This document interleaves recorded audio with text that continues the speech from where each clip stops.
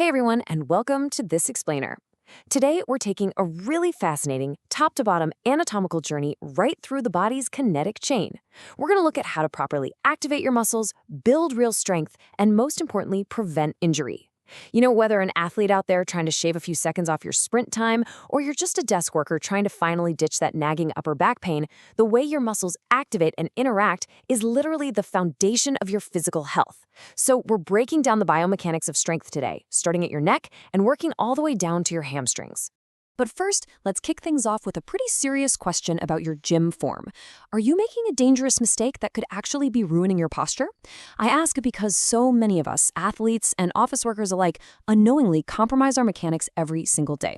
We walk into the gym, we see someone doing an exercise, and we just kind of mimic it, right? Without really understanding the physics or the anatomy behind it. And honestly, that is exactly how bad habits form. It sets us up for muscle imbalances, chronic pain, and sometimes severe injuries. Real quick before we dive into the science, just a standard heads up, the information in this explainer is strictly for educational purposes. We're going to look at some amazing clinical studies and biomechanical data, but you should absolutely always consult a certified professional trainer or a physical therapist for guidance that's tailored specifically to you, especially if you're working through an existing injury. Okay, here's our roadmap for today. We'll start with the upper back in daily life, then move into mastering the shoulder shrug, look at the science of muscle activation, travel down to posterior chain injury risks, cover complementary strength, and wrap up with our explainer community. Let's get into it. Section 1, the traps and daily life. Before we even think about lifting heavy weights, we need to understand what these upper back muscles are doing when we're just sitting around and living our lives. So we absolutely have to start with the trapezius. This is a massive, incredibly vital muscle. It's basically a large triangular canvas that spans a huge chunk of your upper back. It runs all the way from the base of your skull down to your lower thoracic spine and then stretches laterally out to your shoulder blades. It's the grand stabilizer of your neck and upper back. Now, check out this condition known as trapeziitis. It's a super common inflammation of this exact muscle group.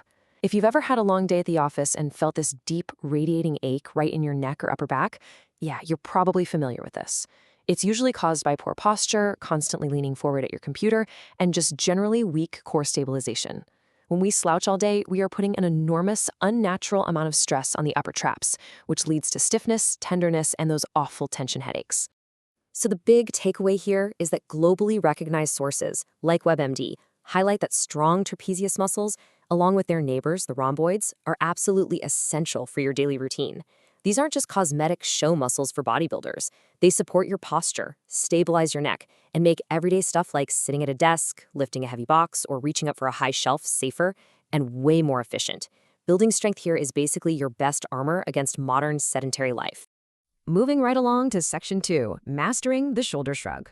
All right, to build that much-needed strength and size in the upper back and neck, we really need to master the shoulder shrug. It is arguably the best way to isolate and overload those upper trapezius fibers. Let's break down the step-by-step process of the perfect dumbbell shrug. First, you want to stand tall, core engaged, holding a pair of dumbbells at your sides with a neutral grip. Keep your arms completely straight and just shrug your shoulders straight up.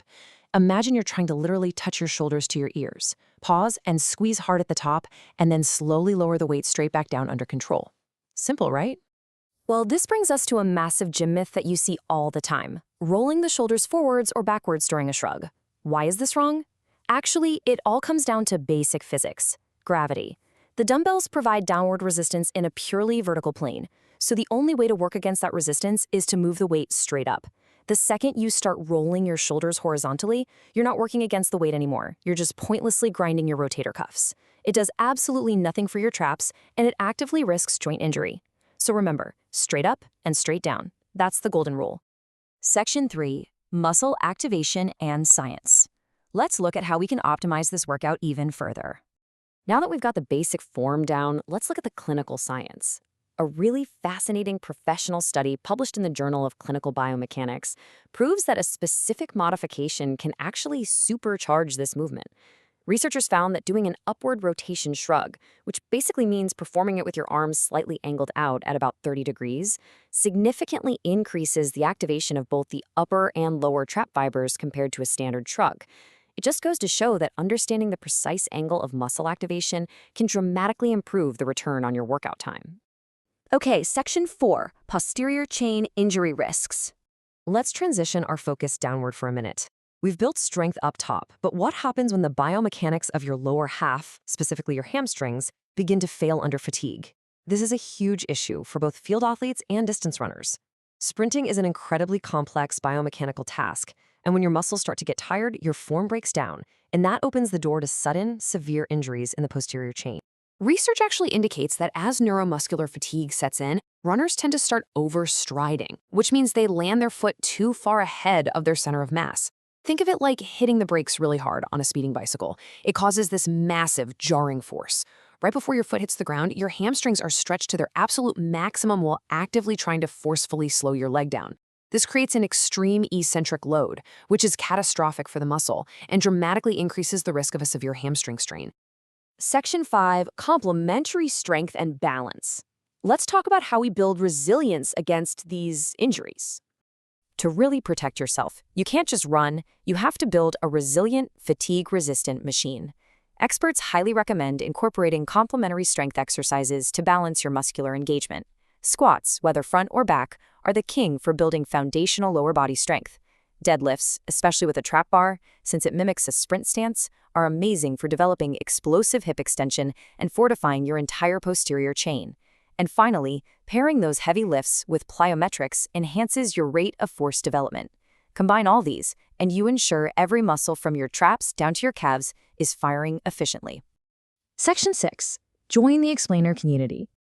We have covered a lot of biomechanical ground today, from how your trapezius supports your posture, to the science of the perfect shrug, to protecting your hamstrings from devastating running injuries. If you found this explainer helpful, please hit that subscribe button to join our community. Drop a comment with your feedback and let us know what performance science topics you want us to explore next. But before you go, I want to leave you with this thought. What if the secret to fixing your lower body running injuries is actually hiding in the stability of your upper back? The human body is entirely interconnected, guys. Until next time, keep learning, keep moving, and stay curious.